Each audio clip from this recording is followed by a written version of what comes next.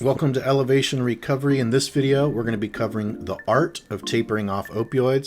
This is a very in-depth tutorial on opioid tapering and some of the ins and outs of this. So here's an overview of the tapering process.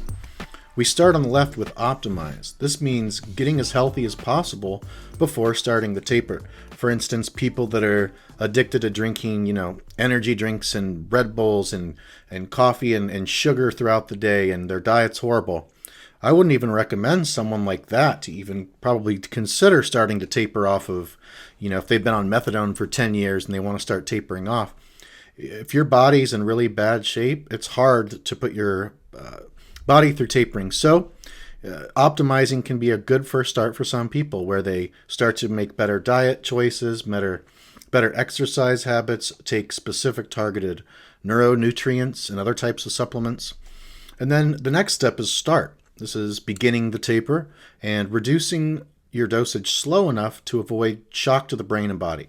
So when you go through a cold turkey opioid detox, that wreaks havoc on your central nervous system. Opioids are CNS depressing substances, and once you become dependent on them, that means your neurons have adapted to the presence of the drug. And if you go through a cold turkey withdrawal, that means that your blood opioid concentration is going to drop so fast that it goes into the CNS rebound effect, meaning your central nervous system, instead of being depressed, goes rebound in the opposite direction. You have central nervous system fight or flight response, and your amygdala goes crazy. The fight or flight response activates, and you have just cascades of stress hormones, cortisol, adrenaline, and noradrenaline, causing insomnia, restless legs, anxiety, panic attacks, and a number of other symptoms. So tapering, and specifically tapering slowly, and doing other things to support your brain and body during this, and your mind, these things can all help to offset and mitigate symptoms. So the best way to prevent withdrawal symptoms when you're transitioning off opioids is to taper slowly. Now, tapering's not for everybody. Some people really would do best checking into a really awesome medical detox facility or another type of detox, like an alternative medical detox or a home detox. So tapering is a process that is usually reserved for people that have the discipline to actually take the amount of medicine that they're supposed to take while it keeps getting lower. Don't worry, I'm going to teach you how to be able to do this effectively, and if this is still not a good process for you, don't worry, because there's other types of ways to quit opioids. You don't have to taper. There are amazing types of outpatient and inpatient medical detox facilities now, using things from medicines like hardcore prescription medications such as gabapentin, etc., to even things like natural medications like NAD plus infusion therapy. But this video is about tapering, so let's keep it on tapering. It's a big enough training as it is. So by reducing your dosage slowly, maybe every 7 days you reduce your dosage, or every 10 days or 12 days or 14 days, that avoids shock to your brain and body. And the slower you go, usually the easier it is, but not always.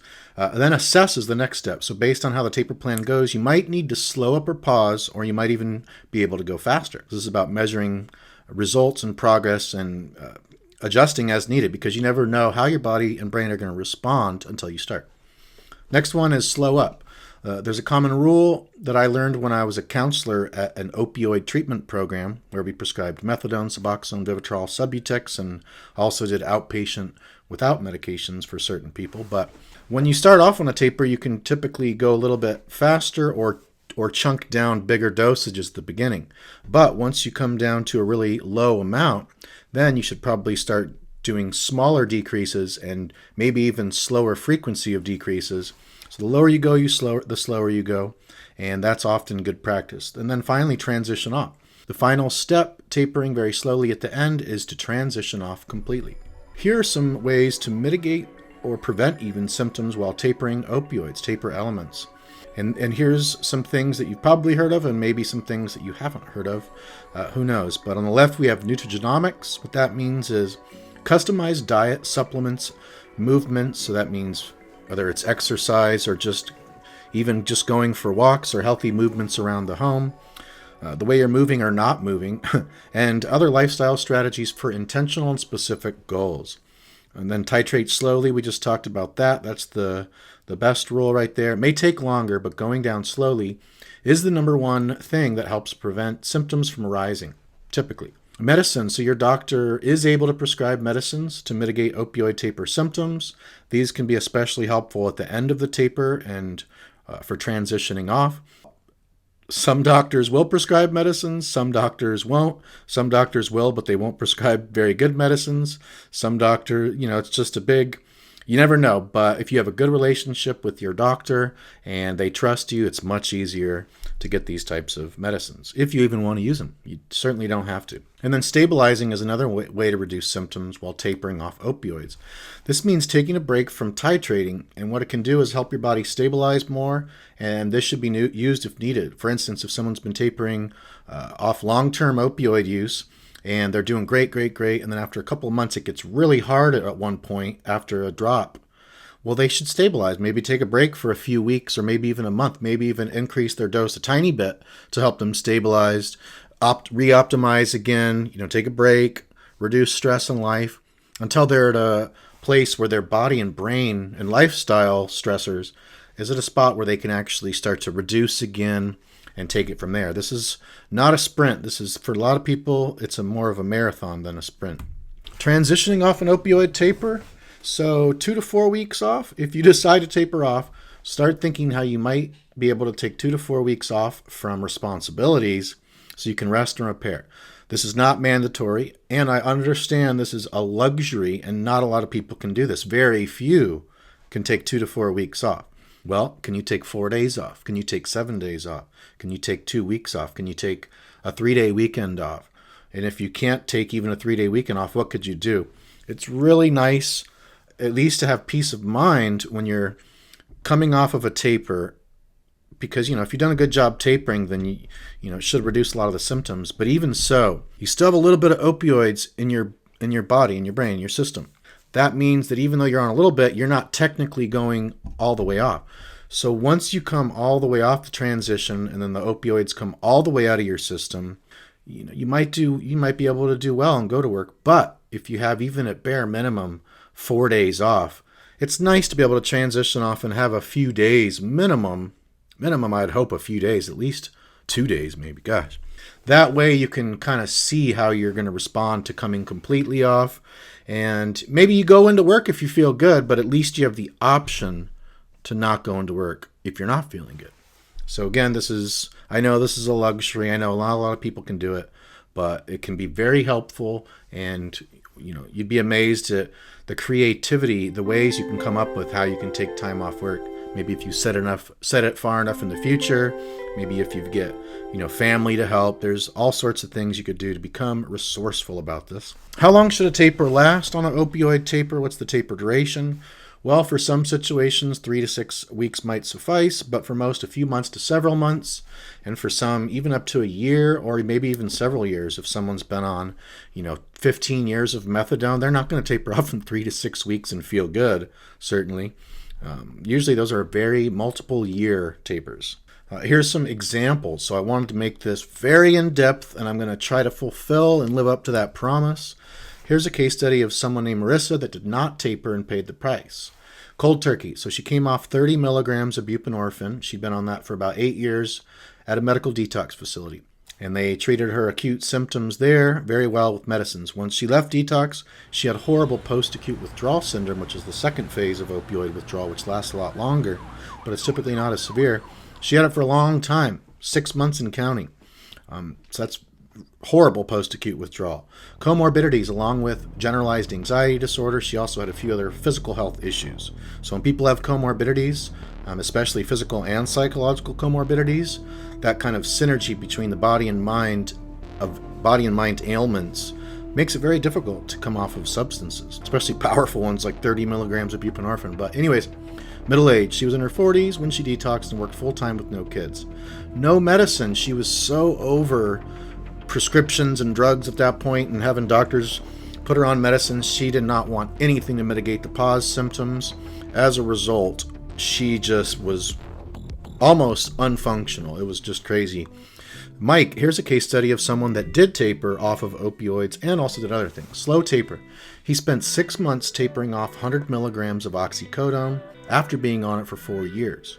He used the key 3. This is what I refer to as supplements, diet, and exercise. So he took the right supplements for his unique biochemistry and also to offset tapering symptoms.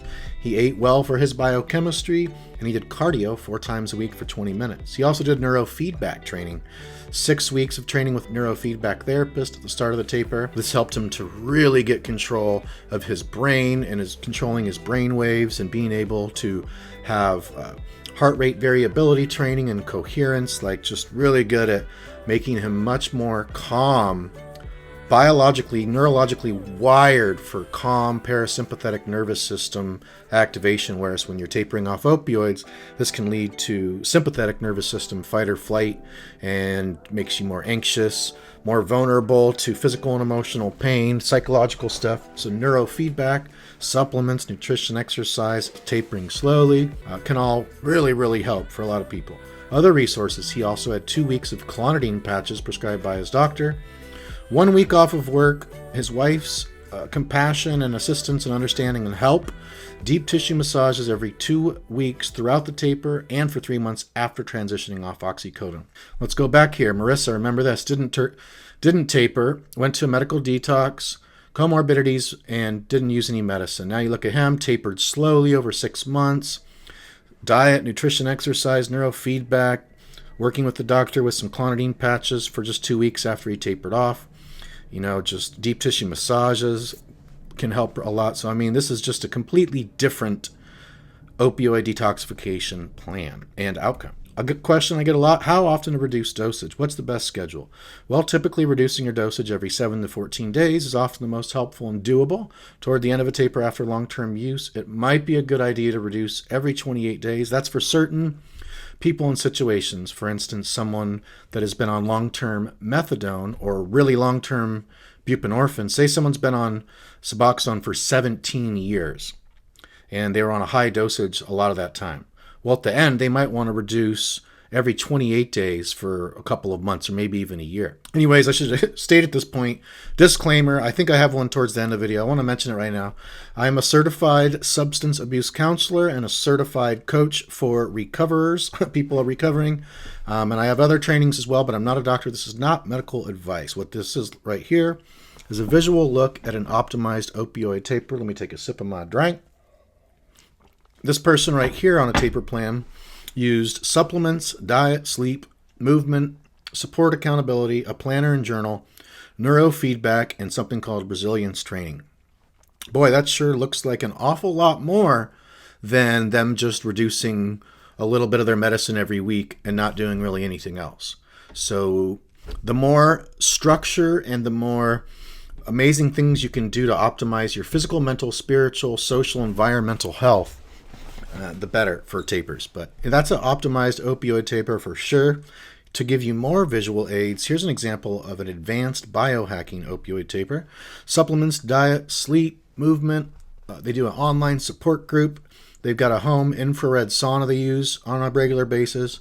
Grounding sheets, which they plug into the outlet and it connects to the ground, and then all of a sudden they get anti-inflammatories and antioxidants from actually the constituents of what the physical earth is made up of. Pretty cool biohacking. And then they have prescribed lofexidine for once they come off of the taper. Lofexidine is the generic name for Lucemira, which is the only FDA-approved medicine for opioid withdrawal that's not itself an opioid, such as buprenorphine and methadone. Finally, here's one more visual aid. This is an example of a faith-based opioid taper. This person, before they even start tapering, they do the Whole30 diet, which cuts out sugar, dairy, and caffeine, I think, alcohol, and a few other things, grains. So they get really peak optimized, and then they start their taper. They start doing CrossFit, which is a form of exercise. They focus on healthy sleep habits, supplement with organ supplements, grass-fed New Zealand bovine organs. They do Christian individual counseling. They got a church community that they're a regular part of and get a lot of support from. They have supportive parents, and they have deep faith and a great relationship with their creator. So what are these pillars right here, these rocks, with the big one going up to the small one? That's a visual aid of what I refer to as the hierarchy of opioid recovery. At the bottom, we have the foundation of all tapering and recovery treatment: biochemical, biological, the physical foundation. Opioids are drugs. They cause serious changes to your brain, a physical organ, the supercomputer, the brain. Traditional approaches tell you to go to AA or NA, admit powerlessness, all that kind of stuff. Well, guess what? Opioids are, and nothing against those programs at all. They're wonderful for certain people, a lot of people. But guess what? Opioids do so much stuff to your brain. Once you take them and become dependent, if you're on them long term and then you come off, dopamine deficiency, endorphin deficiency, fight or flight, rebound effect, gastrointestinal issues, diarrhea. It's because they change your brain, you become dependent on it. You come off of it, your brain doesn't just return back to normal magically. It takes a while for the neurochemical soup to rebalance over the span of, at least a bare minimum, typically weeks, if not a couple of months. Tapering can help to, reduce the system, the shock and stuff, but correcting those imbalances in your brain that are leading to those symptoms is a process. So recovering from opioid dependence using either a cold turkey, a medical taper, doesn't matter what detoxification protocol you use.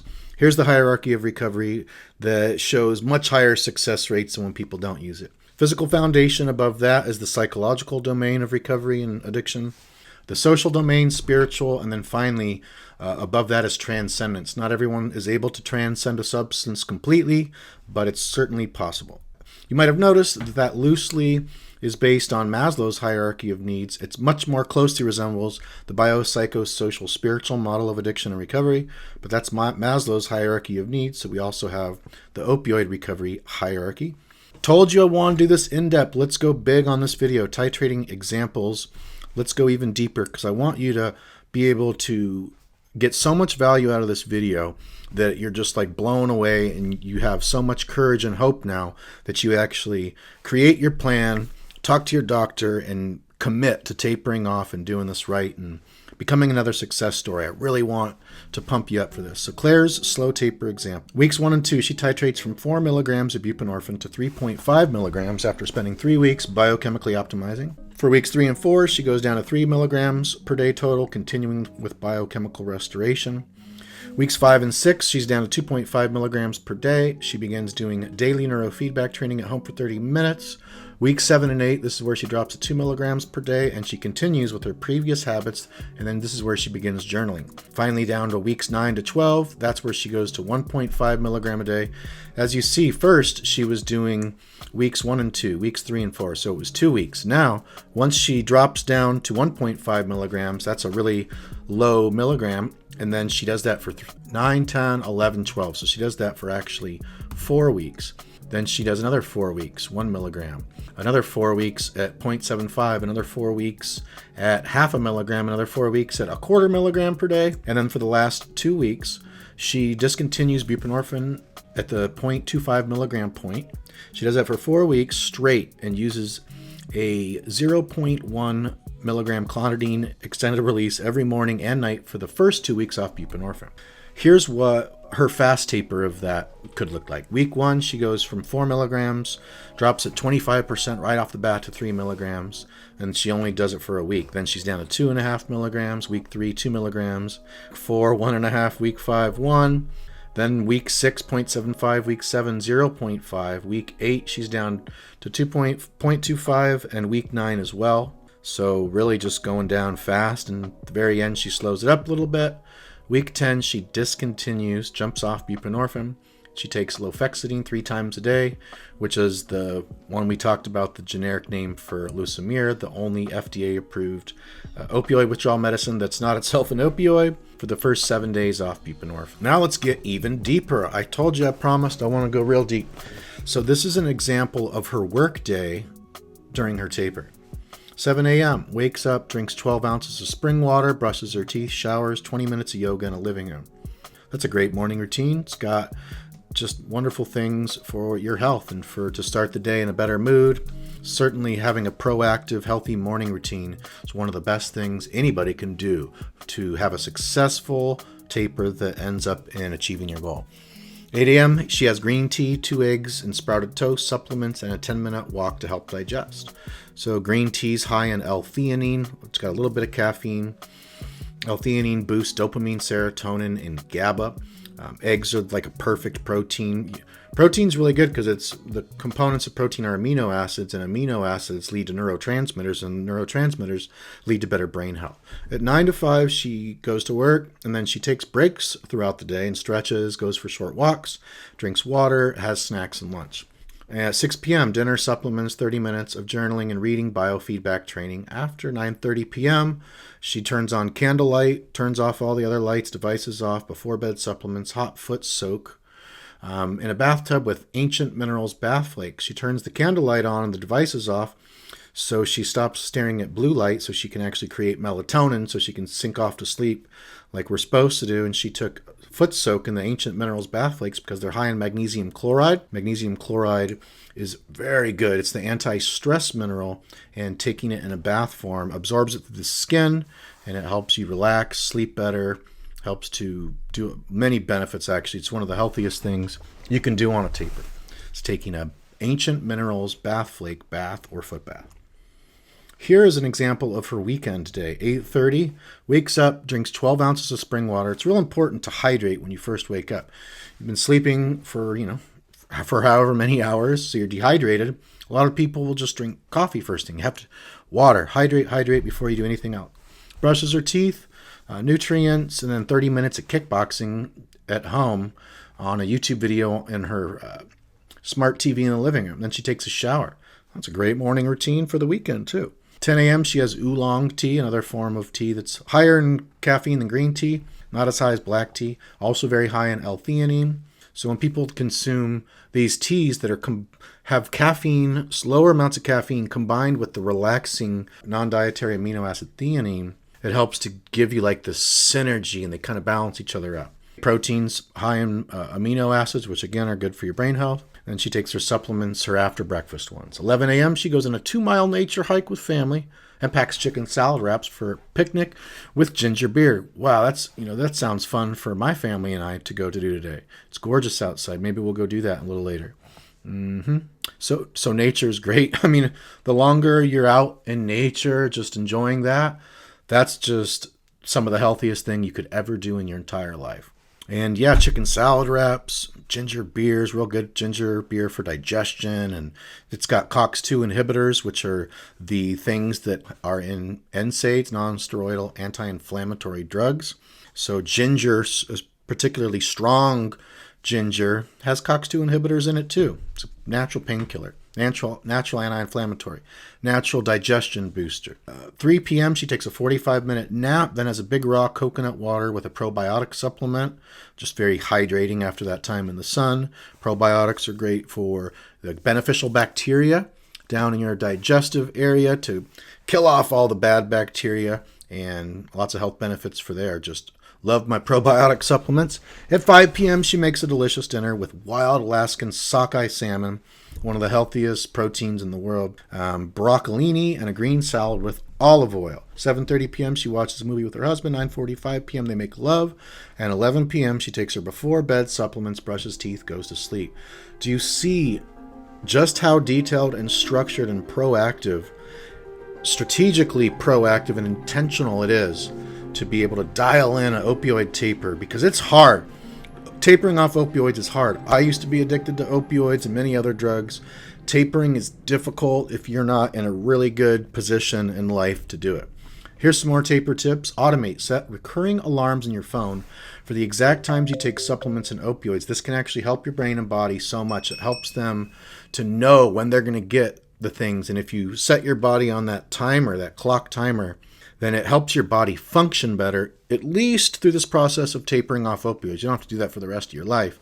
But anyway, schedule. The worst thing is to live in reaction on taper. Instead, create a schedule for every day and be proactive. Cultivate patience. Too many people on opioids are in quite a hurry to get off, even after being on them for years and years. You didn't get addicted overnight or dependent. I know there's different people watching this. Some people are definitely not psychologically addicted. They're just physically dependent, meaning their body needs it. Otherwise, they'll go on withdrawal. But I mean, they're not like I had psychological and physical addiction. I was a hardcore case. But anyways, be patient and keep your eyes on the long-term rewards. Stay consistent. Surrendering can work quite well if you put a spouse in charge of dishing out the opioids and keeping them in a safe that has a lock and a combination as well. Because otherwise it's just so easy if you're in control of the medicine, if you're in control of the opioids, to take more than it says on the taper. Oh, I have a big day today. There's no way I can taper. Oh, I just need a little bit extra. I mean, it's when someone else has it and there's no way you can get it, just takes that conversation and that obsession, compulsion out of your brain. It usually does. Invest, if possible. I know not everyone can afford this type of stuff. I totally understand that, especially with the pandemic, the way things are. But if you can, invest in the best supplements, the best foods, and other important health boosters, because that stuff has a huge effect on whether you're able to actually taper off or not. Enlist help. You can work with a professional such as an addiction therapist or another type of therapist, a counselor, a coach, or so many other types of relevant specialists. That can help as well. And finally, the last slide, resilience training. Look at the free resources on resilience training on positivepsychology.com. I cannot recommend that enough. Also, check out my podcast episode called How to Taper Off a Substance Step by Step. Much more detailed than even this video, and it's free, and it's on elevationrecovery.com. But the link to that specific episode's in the description box. And finally, confidant. If possible, enlist the help of at least one person to be your confidant through this project. Now, final step, if you got value from this video, if you were just so stoked, I want you to go in the comment section right now and post a comment of one thing you're going to do and you're going to take action on immediately to be able to program and plan out and structure a better taper plan. Again, this is just informational use, not medical advice, any other type of advice. It's a YouTube video with info. Talk to your doctor before you try any of this stuff. Post a comment on there and commit to doing something and then hold yourself responsible for that. I'm Matt Finch with Elevation Recovery. Thanks for watching, and I'll see you next time.